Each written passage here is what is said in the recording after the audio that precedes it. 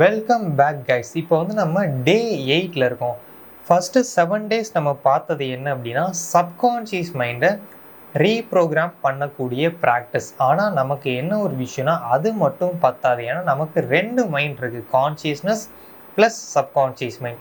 அப்போ இந்த சப்கான்ஷியஸ் மைண்டை மட்டும் நம்ம ரீப்ரோக்ராம் பண்ணுற ப்ராக்டிஸ் மட்டும் பண்ணோன்னா நமக்கு அது செட் ஆகாது. கான்ஷியஸ்னஸும் நம்ம ப்ராக்டிஸ் பண்ணணும். இதை தான் நிறைய யூடியூப் சேனல்ஸில், நிறைய லா ஆஃப் அட்ராக்ஷன் புக்ஸில் சொல்ல மாட்டாங்க. இந்த கான்ஷியஸ்னஸை, இந்த அவேர்னஸை நம்ம ட்ரெயின் பண்ண ஆரம்பிக்கணும். ஸோ செகண்ட் வீக் ஃபுல்லாக நம்ம இந்த அவேர்னஸை எப்படி ஸ்ட்ரென்தன் பண்ணுறது, எப்படி அதிகமாக கான்ஷியஸாக இருக்கிறது அண்ட் எதுக்காண்டி இருக்கணுன்றதையும் நம்ம பார்க்குறோம். இப்போ இந்த ப்ராக்டிஸ் நம்ம பண்ணுறோன்னா காலையில் ஒரு 20 நிமிஷம் வரும், இல்லை அதிகபட்சம் 1 மணி நேரம். அதே மாதிரி சாயங்காலம் ஒரு 20 நிமிஷம், அதிகபட்சம் ஒரு 1 மணி நேரம். எது சப்கான்ஷியஸ் மைண்டை ரீப்ரோக்ராம் பண்ணக்கூடிய ஒரு ப்ராக்டிஸ். அப்போ டே டைமில் நம்ம எப்படி இருக்கோம்? ஒருவேளை இந்த சப்கான்ஷியஸ் மைண்ட் ரீப்ரோக்ராம் ஆகிறதுக்கு 21லேருந்து 66 நாள் ஆகும்.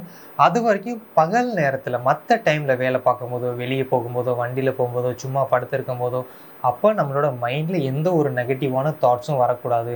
அப்படி ஒருவேளை நெகட்டிவான தாட்ஸ் நமக்கு வருது அப்படின்னா, இப்போ நம்ம காலையிலையும் ஈவினிங்கும் பண்ணுற ப்ராக்டிஸ் அஃபெக்ட் ஆகி கம்ப்ளீட்டாக நம்மளோட சப்கான்ஷியஸ் மைண்ட் ரீப்ரோக்ராம் ஆக விடாமல் தடுத்துரும். அப்போ நம்ம என்ன பண்ணணும்? டே டைமில் கொஞ்சம் அவேர்னஸாக இருக்கணும், கான்ஷியஸ்னஸாக இருக்கணும். அந்த மொமெண்ட்டில் என்ன நடக்குது? அப்போ பாஸ்ட்டை பற்றியும் ஃப்யூச்சரை பற்றியும் யோசிக்கக்கூடாது. அப்போ எடுத்த உடனே ஒரு நாள் ஃபுல்லாக நம்ம எதை பற்றியும் யோசிக்காமல் இருந்தோன்னா அது நமக்கு ரொம்ப ரொம்ப ரொம்ப ரொம்ப ரொம்ப கஷ்டம். அப்போ சின்ன விஷயத்துலேருந்து ஆரம்பிக்கலாம். இப்போ நீங்கள் சின்ன விஷயத்துலேருந்து ஆரம்பிக்க போகிறீங்க. ப்ரஷ் பண்ணுறது, ப்ரஷ் பண்ணுறது கவனித்து ப்ரஷ் பண்ண போகிறீங்க. அந்த டைமில் எதையும் யோசிக்காமல் நம்ம என்ன பண்ணுவோம்? படன்னு ப்ரஷ் பண்ணுவோம். அடுத்து வேலை பார்க்கணும், ஆஃபீஸ் போகணும், ஸ்கூல் போகணும், காலேஜ் போகணும், இப்படி யோசிச்சுக்கிட்டே ப்ரஷ் பண்ணிக்கிட்டே இருக்கும். கை அதுவாக மூவ் ஆகும், நம்மளால் கண்டுபிடிக்கவே முடியாது. இப்போ நம்ம என்ன பண்ண போகிறோம் அப்படின்னா, கவனித்து ப்ரஷ் பண்ண போகிறோம். ஒரு டைமில் ஒரே ஒரு வேலை மட்டும் நம்ம பார்க்க போகிறோம். அந்த டைமில் எதுவும் யோசிக்க வேணாம். ஒருவேளை நீங்கள் யோசிக்கிறீங்களா, அதுக்கு தனியாக டைம் ஸ்பெண்ட் பண்ணி ஒரு பென் அண்ட் பேப்பர் எடுத்து, ஓகே நான் யோசிக்க போகிறேன், ஓகே இன்றைக்கி இது பண்ணணும், அடுத்த வாரம் இது, அவ்வளோதான், யோசிச்சு முடிச்சாச்சு. இதுக்கப்புறம் நமக்கு பிளான் தேவையில்லை. அப்படியே கீழே வச்சுட்டு இப்போ உட்கார்றதுன்னா கவனித்து உட்காருங்க. இதை நம்ம ஒன்றா பண்ணுவோம். அதில் இப்போ ப்ரஷ் பண்ணுறதுன்னு ஆரம்பிப்போம்.